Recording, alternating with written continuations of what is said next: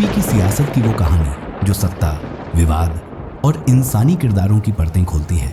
बात उस नेता की जिसने अपनी जुबान से ऐसा बयान दिया जिसने पूरे देश में बवाल खड़ा कर दिया। ये कहानी है आजम खान की, वो नेता जिन्होंने एक अदाकारा के खिलाफ मंच से ऐसा कहा जो किसी ने सोचा भी नहीं था। उन्होंने जया प्रदा को लेकर कहा था कि वो खाकी रंग का अंडरवियर पहनती हैं। ये बयान सिर्फ एक सस्ती राजनीति नहीं थी, बल्कि उनके दिमाग और मानसिकता की गहराई दिखाती है। अब सवाल ये है कि ऐसा बयान देने का मतलब क्या था? मैं 17 दिन में पहचान गया कि इनके नीचे का जो अंडरवियर है वो खाकी रंग का है। क्या ये व्यक्तिगत हमला था या राजनीति में गिरावट की हदें लांघने का संकेत? लेकिन ये तो सिर्फ शुरुआत थी। यूपी के सीएम योगी आदित्यनाथ ने किस तरह आजम खान को उनकी ही सियासत में हर कदम पर मात दी, ये भी इस कहानी का अहम हिस्सा है। योगी ने न सिर्फ उनके खिलाफ सख्त कार्रवाई की, बल्कि उन्हें और उनके परिवार को ऐसी स्थिति में ला खड़ा किया जिससे निकलना मुश्किल हो गया। आजम खान यूपी के वो मुस्लिम नेता जिन्होंने 11 बार चुनाव जीता, लेकिन क्या चुनाव जीतने से उनकी असल सोच छिपाई जा सकती थी? अगर आप उनकी बातों और कामों पर गौर करें तो वो हर मुद्दे को धर्म से जोड़ने में माहिर थे। करगिल युद्ध का जिक्र करते हुए उन्होंने कहा था कि ये जीत मुस्लिम सैनिकों की वजह से हुई। ये कारगिल की पहाड़ियों को फतह करने वाला कोई हिंदू नहीं था, बल्कि कारगिल की पहाड़ियों को नारे तकबीर अल्लाह अकबर कहकर फतह करने वाले मुसलमान फौजी थे। उन्होंने मुजफ्फरनगर की रैली में खुलेआम कहा था कि हिंदू हत्यारे थे, उनका बदला लिया जाना चाहिए। ऐसे बयानों ने उन्हें विवादित बना दिया। फिर ऐसा क्या हुआ कि समाजवादी पार्टी के अध्यक्ष अखिलेश यादव यूपी के उपचुनाव से कुछ दिन पहले आजम खान के घर पहुंचे, उनकी पत्नी तंजीम से मुलाकात की और उनके बड़े बेटे के साथ बैठक की। ये राजनीतिक मुलाकात क्या संकेत देती है? क्या ये समाजवादी पार्टी के वोट बैंक को साधने की कोशिश थी या आजम खान को फिर से सियासी ताकत देने की? लेकिन इस पूरी कहानी को समझने के लिए हमें आजम खान के अतीत और यूपी की बदलती राजनीति को गहराई से देखना होगा। वो समय जब यूपी में सत्ता बदल रही थी, देश की राजनीति नए समीकरण बना रही थी और योगी आदित्यनाथ एक नई रणनीति के साथ मैदान में उतर चुके थे। ये कहानी सिर्फ एक नेता की नहीं, बल्कि उस सियासी माहौल की है जहां धर्म, जाति और व्यक्तिगत हमलों के सहारे राजनीति चमकाई जाती है। यहाँ हर किरदार का एक अलग रंग है और हर बयान एक नई साजिश का दरवाजा खोलता है। साल 1975 देश की सियासत में ऐसा दौर आया जिसने राजनीति की दिशा और दशा बदल दी। एक तरफ इमरजेंसी लागू होती है तो दूसरी तरफ इसी इमरजेंसी में जेल गए नेता बाद में बड़े राजनेता के तौर पर उभरकर अपनी पहचान बनाते हैं। उन नेताओं में एक नाम है आजम खान। जी हाँ, वही आजम खान जिनका नाम यूपी की राजनीति में दशकों तक छाया रहा। कांग्रेस सरकार ने इमरजेंसी के दौरान आजम खान को जेल में डाला। वजह थी उनके संजय गांधी को लेकर दिए गए विवादित बयान।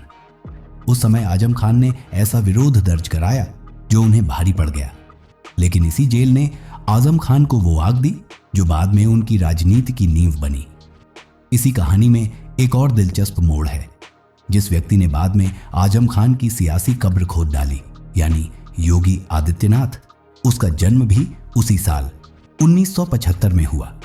दो विपरीत ध्रुवों का यही खेल यूपी की राजनीति को आगे चलकर एक नया आयाम देता है। कहानी की शुरुआत होती है आजम खान के छात्र जीवन से। अलीगढ़ मुस्लिम यूनिवर्सिटी में वकालत की पढ़ाई के लिए दाखिला लेने वाले आजम खान ने छात्र राजनीति में कदम रखा। वो छात्र संघ का चुनाव लड़े और महासचिव का पद हासिल किया, लेकिन यहीं से उनकी जिंदगी में संघर्ष की शुरुआत हुई। छात्र राजनीति में सक्रिय होने और अपने विचारों के कारण उन्हें जेल जाना पड़ा।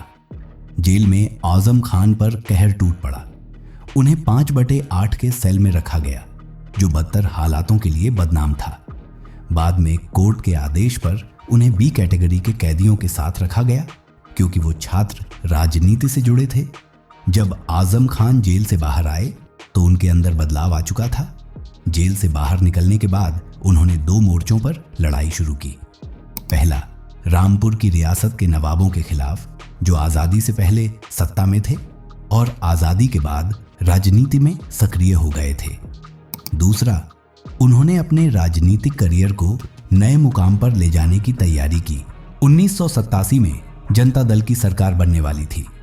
आजम खान ने अपना पहला चुनाव जनता दल के टिकट पर लड़ा, लेकिन हार गए। हार ने उनके इरादों को कमजोर नहीं किया। 1980 में उन्होंने दोबारा चुनाव लड़ा। इस बार उन्होंने जनता दल सेकुलर का दामन थामा, जो जनता पार्टी से अलग होकर बनी थी। इस चुनाव में उन्होंने 1100 वोटों से जीत हासिल की।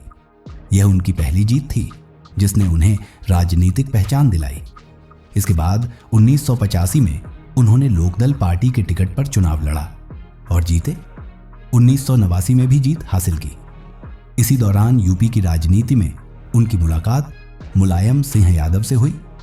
ये मुलाकात आगे चलकर सियासत में क्रांति का आगाज साबित हुई। साल 1992 में मुलायम सिंह यादव और आजम खान जैसे कई नेताओं ने मिलकर समाजवादी पार्टी की स्थापना की। 1993 में आजम खान ने पहली बार समाजवादी पार्टी के टिकट पर चुनाव लड़ा और जीत हासिल की। बाद उनकी जीत का सिलसिला जारी रहा। 1996 का चुनाव हालांकि उनके लिए हार लेकर आया, लेकिन आजम खान ने हिम्मत नहीं हारी। 2002 में उन्होंने फिर जीत दर्ज की। इसके बाद 2007, 2012, 2017 और 2019 तक वो लगातार चुनाव जीतते रहे। 2019 में उन्होंने उस जया प्रदा को हराया, जिनके खिलाफ उन्होंने कभी शर्मनाक बयान दिया था, जिसमें उन्होंने जया प्रदा के अंडरवियर के रंग तक का जिक्र किया था। योगी आदित्यनाथ और आजम खान की लड़ाई यूपी की राजनीति में वो अध्याय है जो हर पल नए मोड़ लेता रहा। इतिहास गवाह है कि आजम खान ने योगी को नमाज पढ़ने की सलाह दी थी। अगर योगी आदित्यनाथ नमाज पढ़ेंगे तो उनकी सेहत अब से ज्यादा अच्छी हो जाएगी, दिमाग भी थोड़ा ठीक हो जाएगा, क्योंकि नमाज पढ़ने वाले बेहुदा नहीं होते। तो योगी ने जवाब में कहा था कि जो लोग सूर्य नमस्कार का विरोध करते हैं, उन्हें समुद्र में डूबकर मर जाना चाहिए।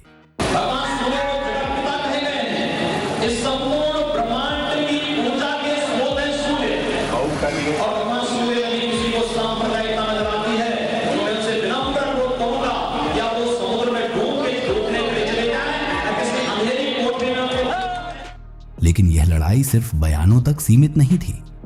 यह संघर्ष विचारधाराओं का था, सत्ता की पकड़ का था और अपने अपने क्षेत्रों में वर्चस्व कायम करने का था।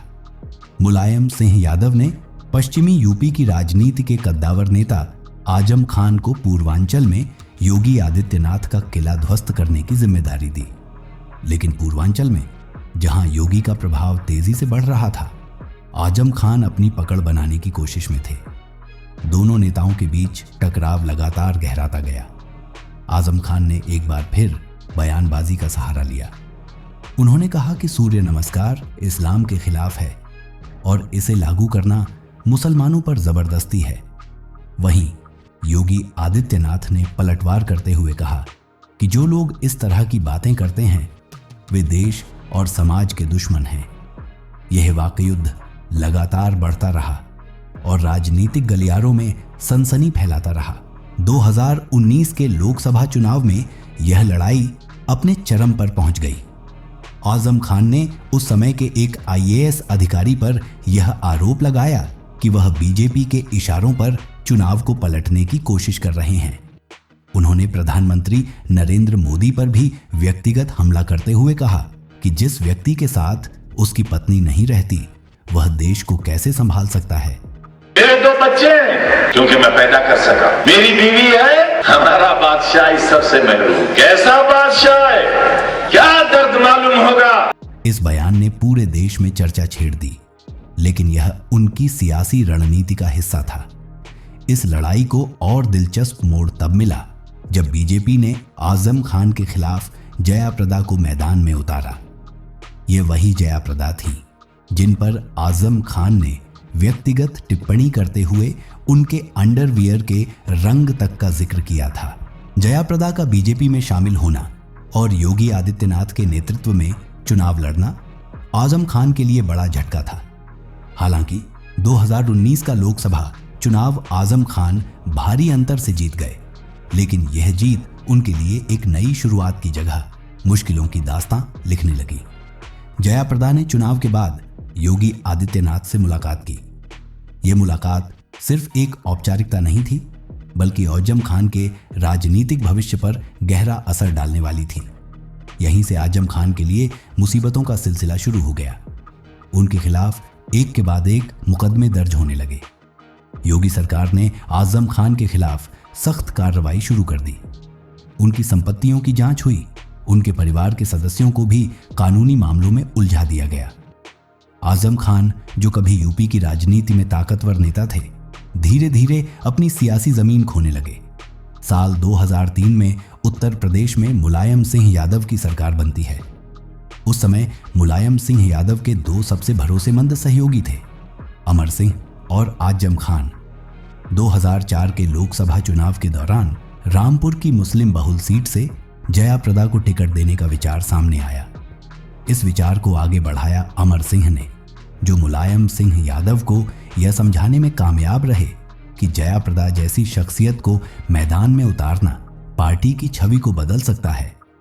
मुलायम सिंह यादव पर पहले से ही मुल्ला मुलायम का ठप्पा लग चुका था। राम मंदिर आंदोलन और कार्यकर्ताओं पर गोली चलवाने को लेकर उनकी आलोचना हो रही थी। जया प्रदा को रामपुर से चुनाव लड़ाना एक रणनीतिक फैसला था, जो मुस्लिम और गैर मुस्लिम दोनों वर्गों को साधने की कोशिश थी। 2004 में जब जया प्रदा रामपुर पहुंची तो उन्होंने आजम खान को अपना भाई कहा। उस समय यह रिश्ता राजनीति से अधिक मानवीय लग रहा था। कहानी ने नया मोड़ 2009 के लोकसभा चुनाव में लिया। आजम खान खुद रामपुर से लोकसभा चुनाव लड़ना चाहते थे, लेकिन मुलायम सिंह यादव ने जया प्रदा को ही टिकट दिया। यह फैसला आजम खान के लिए बड़ा झटका था। भाई बहन के रिश्ते के पीछे की राजनीति अब दुश्मनी में बदलने लगी। आजम खान ने खुलेआम जया प्रदा का विरोध करना शुरू कर दिया। इस विवाद ने समाजवादी पार्टी के अंदर गहरी दरार पैदा कर दी। मुलायम सिंह यादव और आजम खान के बीच दूरियां बढ़ने लगी। आजम खान का मानना था कि रामपुर का विकास किसी और ने नहीं, बल्कि उन्होंने किया था। उन्होंने मुलायम सिंह यादव को इस बात की याद दिलाई कि रामपुर में उनका योगदान ही सबसे बड़ा था। हालात तब और बिगड़े जब जया प्रदा ने आजम खान के विरोध के बावजूद चुनाव जीत लिया। जया प्रदा की जीत से समाजवादी पार्टी का संदेश तो मजबूत हुआ, लेकिन आजम खान का कद पार्टी में कमजोर पड़ने लगा। 2012 के विधानसभा चुनाव में आजम खान ने फिर जीत दर्ज की। अखिलेश यादव की सरकार में आजम खान सबसे उम्रदराज मंत्रियों में शामिल हुए। अखिलेश यादव उन्हें चचा कहकर बुलाते थे। सरकार के कई फैसलों में आजम खान का दबदबा अखिलेश यादव से भी ज्यादा था। आजम खान को सरकार का तथाकथित मुख्यमंत्री कहा जाने लगा। उनके प्रभाव और दबाव ने उन्हें अखिलेश यादव की सरकार में एक अलग ही ऊंचाई पर पहुंचा दिया। आजम खान और समाजवादी पार्टी का रिश्ता हमेशा उतार चढ़ाव भरा रहा। इसे समझने के लिए साल 2003 की वह घटना बेहद अहम है, जब मुलायम सिंह यादव मुख्यमंत्री बने और रामपुर में मोहम्मद जौहर अली यूनिवर्सिटी की नींव रखी गई। यह यूनिवर्सिटी एक ऐसे शख्स के नाम पर बनाई गई जो न केवल कांग्रेस के अध्यक्ष रहे थे, बल्कि अंग्रेजों के खिलाफ आजादी की लड़ाई में भी उनकी बड़ी भूमिका थी। मोहम्मद अली जौहर के बयान, या तो आजादी दे दो या 2 गज जमीन ताकि हम अपनी कब्र बना सकें, ने उन्हें आजादी के आंदोलन का बड़ा प्रतीक बना दिया। आजम खान ने यूनिवर्सिटी के नाम और उसकी स्थापना को एक ऐसी रणनीति के रूप में पेश किया जिससे वह खुद को मुसलमानों का मसीहा साबित कर सके। जौहर यूनिवर्सिटी न सिर्फ एक शिक्षण संस्थान थी, बल्कि आजम खान की सियासी महत्वाकांक्षाओं का प्रतीक भी बन गई। समाजवादी पार्टी की सरकारों ने इस यूनिवर्सिटी के लिए बड़े पैमाने पर फंड जारी किए, खासकर अखिलेश यादव की सरकार के दौरान। यूपी के पश्चिमी इलाके में आजम खान ने खुद को मुसलमानों का सबसे बड़ा नेता साबित करने की कोशिश की। वह हर मुद्दे को मुस्लिम समाज के नजरिए से उठाते थे और यह दिखाने की कोशिश करते थे कि वह उनके सबसे बड़े हितैषी हैं। लेकिन यह कोशिश लंबे समय तक बिना चुनौती के नहीं रह सकी। बीजेपी ने उनके खिलाफ एक ऐसे व्यक्ति को खड़ा किया जो आजम खान की सियासी पकड़ को चुनौती देने वाला था। यह व्यक्ति था आकाश सक्सेना, जो उसी दौर में पैदा हुआ था जब आजम खान अलीगढ़ मुस्लिम यूनिवर्सिटी में छात्र राजनीति में जीत हासिल कर रहे थे। आकाश सक्सेना ने आजम खान के खिलाफ मोर्चा खोल दिया। आकाश सक्सेना ने आजम खान और उनके परिवार के खिलाफ एक के बाद एक FIR दर्ज करानी शुरू कर दी। यह FIR केवल राजनीतिक लड़ाई का हिस्सा नहीं थी, बल्कि आजम खान की प्रतिष्ठा और उनकी बनाई गई छवि को सीधे तौर पर चुनौती देने का एक तरीका थी। आजम खान, जो खुद को मुसलमानों का मसीहा कहकर सियासत में अपनी जगह बनाए हुए थे, अब कानूनी मामलों में उलझने लगे। बीजेपी और आकाश सक्सेना की इस रणनीति ने आजम खान की मुश्किलें बढ़ा दी। उनके खिलाफ आरोपों की फहरिस्त लंबी होती गई, जिसमें जौहर यूनिवर्सिटी की जमीन से जुड़े विवाद और सत्ता का दुरुपयोग शामिल थे। धीरे धीरे आजम खान की राजनीतिक ताकत कमजोर पड़ने लगी और उनका संघर्ष एक अलग मोड़ पर पहुंच गया। योगी आदित्यनाथ और आजम खान के बीच की जुबानी जंग 2017 के बाद खुलकर सामने आने लगी। 2017 में जब योगी आदित्यनाथ मुख्यमंत्री बने तो आजम खान को यह एहसास हो गया था कि उनके बुरे दिन शुरू हो गए हैं। उन्होंने अपने तरीके से योगी से सुलह की कोशिशें भी की, लेकिन इन कोशिशों की तस्वीरें खुद उनकी बेबसी को उजागर कर गईं। विधानसभा में एक तस्वीर बेहद चर्चित हुई, जिसमें आजम खान बार बार योगी आदित्यनाथ का हाथ पकड़ते नजर आए, जबकि योगी बार बार अपना हाथ छुड़ाते रहे। ये नज़ारा उस दौर की राजनीति को बयां करता है, जहां एक ओर आजम खान कमजोर पड़ने लगे थे तो दूसरी ओर योगी अपनी ताकत को मजबूत कर रहे थे। 2019 का लोकसभा चुनाव इस लड़ाई को और तीखा बना देता है। बीजेपी ने जयाप्रदा को पार्टी में शामिल कर रामपुर से आजम खान के खिलाफ खड़ा कर दिया। जयाप्रदा ने चुनावी मंच से बयान दिया कि जिस व्यक्ति को वह कभी भाई कहा करती थी, वह खिलजी जैसा है।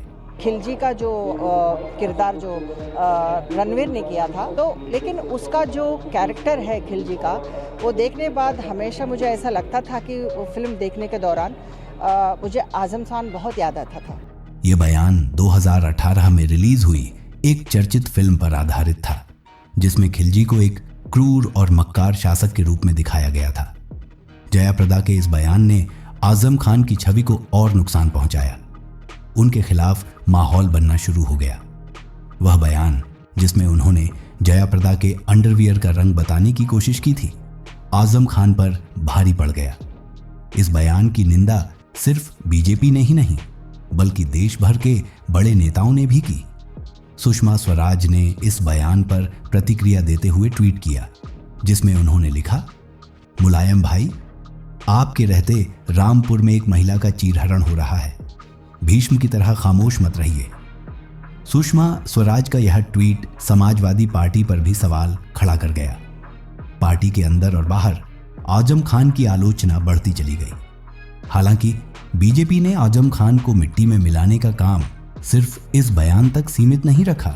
इस पूरे मामले का निर्णायक मोड़ तब आया जब आजम खान ने प्रधानमंत्री नरेंद्र मोदी पर एक चुनावी मंच से विवादास्पद बयान दिया। इस बयान के आधार पर अदालत ने उन्हें 3 साल की सजा सुनाई। इस सजा के बाद आजम खान को 27 महीने तक जेल में रहना पड़ा। यह सिर्फ एक कानूनी सजा नहीं थी, बल्कि उनके राजनीतिक करियर का सबसे बड़ा झटका भी था।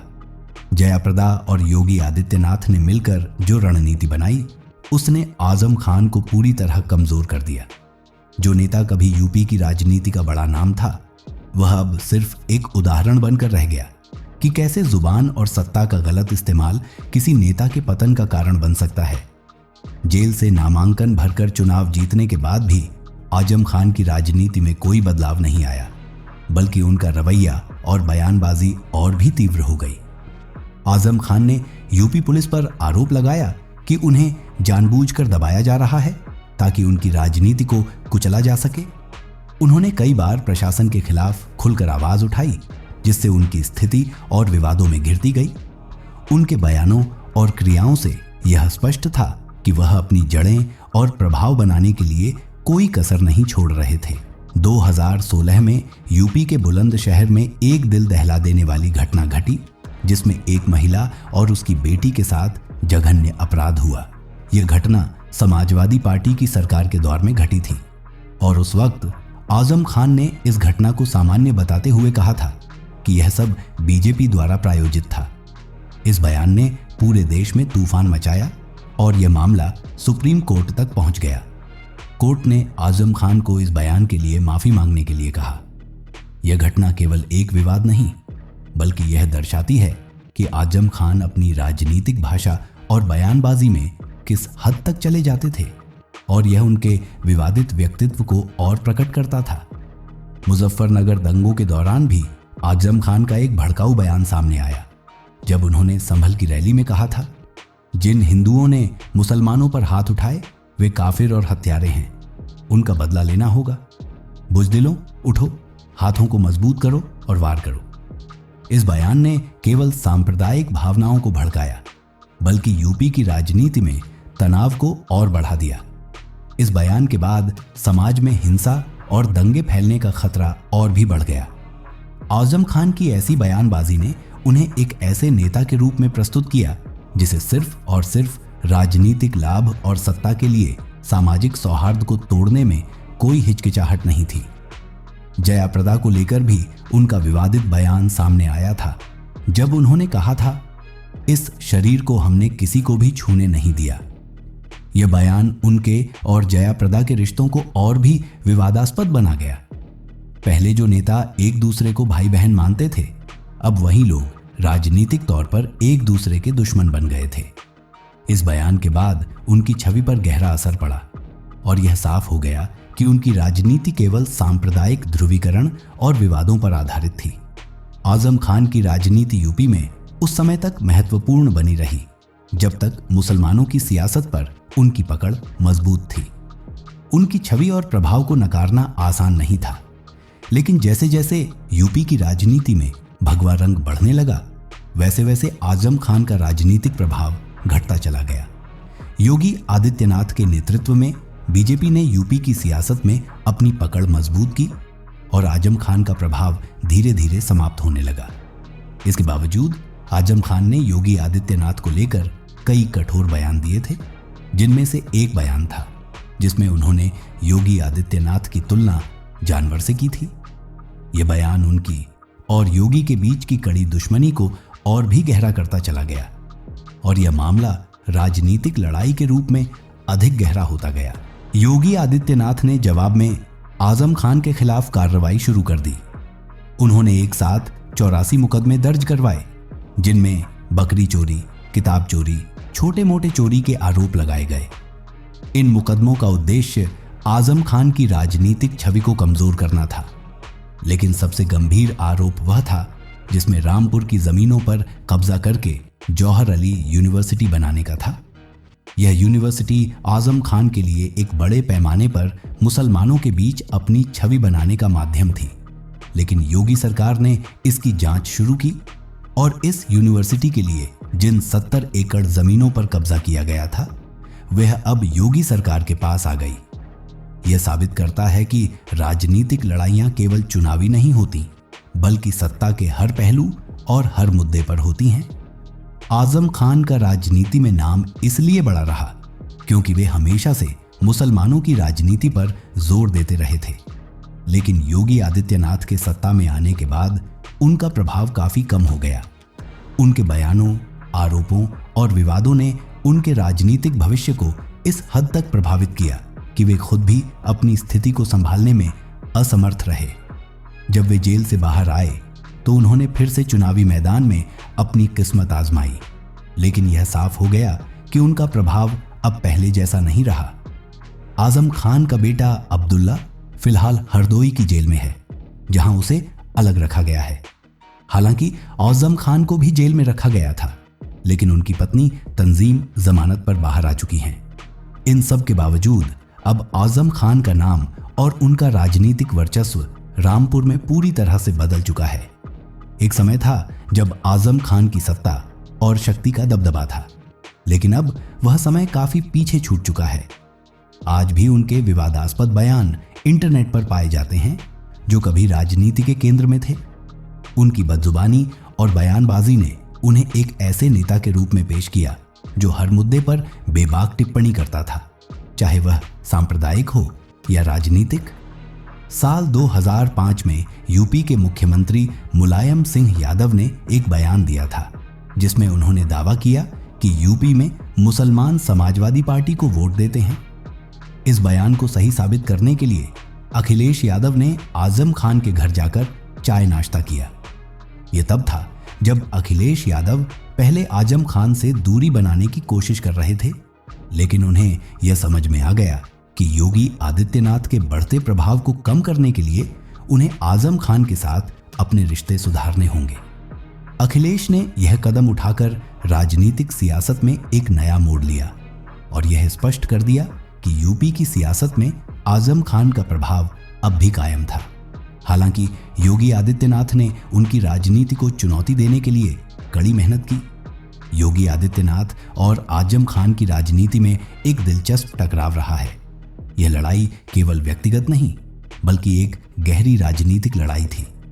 योगी आदित्यनाथ ने आजम खान को मिट्टी में मिलाने के लिए एक तरह से उनके खिलाफ सख्त कदम उठाए और यह दिखाया कि वह सिर्फ अपने राजनीतिक प्रतिद्वंद्वी को ही नहीं बल्कि उनके पूरे नेटवर्क और प्रभाव को चुनौती देने के लिए तैयार हैं।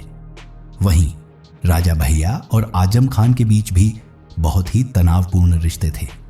आजम खान राजा भैया को भी जेल में डालने के लिए प्रयासरत थे और दोनों के बीच यह दुश्मनी भी काफी बढ़ी हुई थी। इस प्रकार यूपी की सियासत में एक और अजीब और दिलचस्प कहानी थी जो न केवल राजनीतिक ताकत के संघर्ष को दर्शाती थी बल्कि व्यक्तिगत प्रतिद्वंद्विता और आरोपों का सिलसिला भी स्पष्ट करती है।